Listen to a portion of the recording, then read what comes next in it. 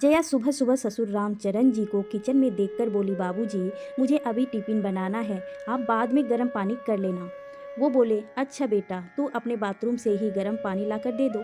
तब जया बोली, बाबूजी अभी बच्चे और आपके बेटे को गर्म पानी चाहिए है, आपको इतनी जल्दी क्या है नहाने की। तब वो बोले, जया बहू तू जानती है ना कि मैं नहा कर ही चाय पीती हूँ, फिर पूजा करके चलीसा करता हूँ। बाबूजी वैसे भी ठंड है, आप ऐसे ही चाय पी लो। तब बेटा रंजन भड़ोली में बोला, आज मेरी मीटिंग है, मुझे टिफिन दे दो। पापा आप बच्चों की पेरेंट्स मीटिंग में चले जाना, हम नहीं जा पाएंगे क्योंकि जया अकेले जाती नहीं है, इसी कारण आप ही चले जाना। अब वो जैसे ही तैयार होकर जाने लगते हैं तभी जया बोली, आप बच्चे के भी फीस दे देना, महीने की जमा कर देना। तभी टीचर पेरेंट्स को टेस्ट कॉपी और रिजल्ट दिखाते हैं। इतने में वो बोले, जया बहू कितनी फीस है। तो जया बोली, दोनों की 4,500 है, आप बाबूजी ज़रूर जमा कर देना, नहीं तो प्रतिदिन के 50 रुपये बढ़ते हैं। ठीक है, मैं फ़ीस जमा कर दूंगा। जब फीस के पैसे बहू जया से मांगे तो जया कहने लगी, बाबूजी अभी तो आपके पास होंगे, उसी से दे देना, ऐसा उसका रोज ही रहता है। बेटा बहू कभी बिजली जमा करने कहते हैं, कभी सब्जी, कभी दूध लाने कहते। इस तरह उनकी पेंशन के 30,000 कब खत्म हो जाते पता ही नहीं चलता। उनके हर महीने पेंशन के पैसे महीने खत्म होने के पहले खत्म हो जाते हैं। वो सोचते हैं चलो मेरे बच्चे, पर फिर भी खर्च हो रहा है, क्या हुआ, रुपये नहीं बच रहे हैं तो। फिर ठंड तेज होने से वो बेटे रंजन से बोले, बेटा मेरे कमरे के बाथरूम में गीजर फिट करा दो। अरे बाबूजी आपके कमरे में तो गीजर लगाने की क्या ज़रूरत है, फिर बिल भी तो ज़्यादा आएगा, आपको क्या, आपको तो बोल बस देना है, परेशानी तो हमें ही होगी, बिल भरने लगेगा। फिर कमरे में रूम हीटर भी चलता है।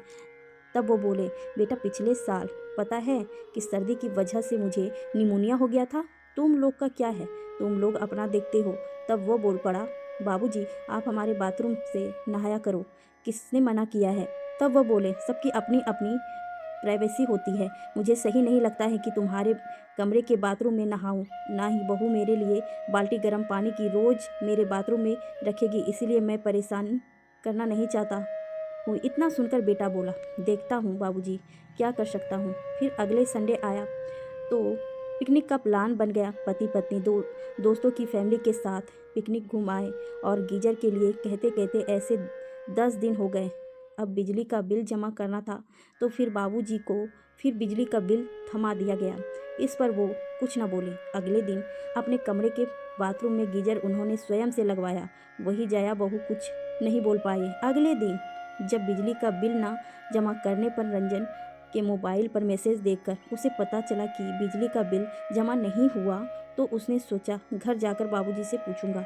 जैसे ही वह ऑफिस से लौटा और तुरंत वहां उनके कमरे में पहुंचकर तमतमाए हुए बोला, क्या बाबूजी आपने बिजली का बिल जमा नहीं किया, आपको नहीं करना था तो बोल देते। तब रामचरण जी ने कहा, बेटा आजकल ऑनलाइन सब बिल जमा हो जाते हैं, तो मैं वहाँ जाकर क्यों जमा करूँ, तू ही जमा कर दिया कर। वाह पिताजी वाह, क्या कही है, जैसे मैंने कर सकता हूँ। वह ताली बजाकर वह तो लज्जों में बोला। तब जया बहू भी आ गई। वह बोलने लगे, क्या बिल जमा नहीं हुआ, बिल जमा करने की कल आखिरी तारीख थी, आप देखना लेट करने पर एक्स्ट्रा पैसे लगेंगे, वो अलग। ये सुनकर उसने न रहा गया, तो तुम लोग हम पर निर्भर क्यों हो, तुम लोग भरो ना फीस और बिल, हम ही हर बार क्यों भरे। क्या कह रहे हैं बाबूजी, ये घर आपका भी है, अगर आप बिल फीस वगैरह भर देते हैं तो कौन सी बड़ी बात है। तो फिर वो बोले, बेटा ये सोचकर ही इतने समय से सब करते आ रही हूँ, एक बार नहीं भरा तो तुम इतना सुना रहे हो, मैं क्या क्या करूँ, कभी सब्जी कभी फल कभी ये सब करते करते मेरे हाथ में कुछ भी नहीं बचता। मेरी पेंशन तब तक नहीं बचती, इमरजेंसी के लिए बचत ज़रूरी है। हाँ मैंने गीजर लगवाया है ताकि मुझे परेशानी ना होना पड़े। अब मैंने तय कर लिया है, बचत किया करूँगा, सुविधा व अपने शौक भी पूरे करूँगा, तुम लोग के भरोसे क्या रहूँ। इतने दिन से कह रहा था गीजर लगवा दो, पर तुमने सुना ही नहीं। क्या तुमने मेरे बारे में सोचा, क्या मैं मोहताज हूँ अब तुम लोग पर बना रहो, ना ही ना। क्या बाबूजी आपको ये सब करना अच्छा लगता है, कल के दिन बच्चे ऐसा देखेंगे तो क्या सीखेंगे, ये आपने सोचा। रंजन बोल पड़ा, वाह बेटा वाह, अपनी करनी पर ना सोचा कि बच्चे देखेंगे तो क्या सोचेंगे। तभी जया कहती, बाबूजी इसीलिए आपने बिल ना भरकर अपने लिए गीजर लगवा लिया।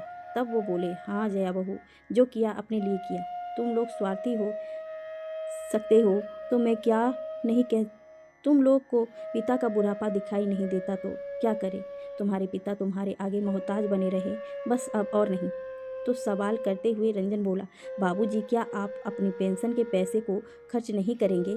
तब वो बोले, बेटा तुम लोग तो हो ना, तो तुम खास कमा रहे हो, फिर मेरी क्या ज़रूरत। घर खर्च संभालो। इतना सुनकर रंजन बोला, क्या मैं ही फर्ज निभाऊं और आप मज़े करें। तो वो बोले, बेटा जब कोई मजबूरियां ना समझे तो घी निकालने के लिए उंगली टेढ़ी ही करनी पड़ती है, वही किया। इतने दिन से क्या हो रहा था, यही ना।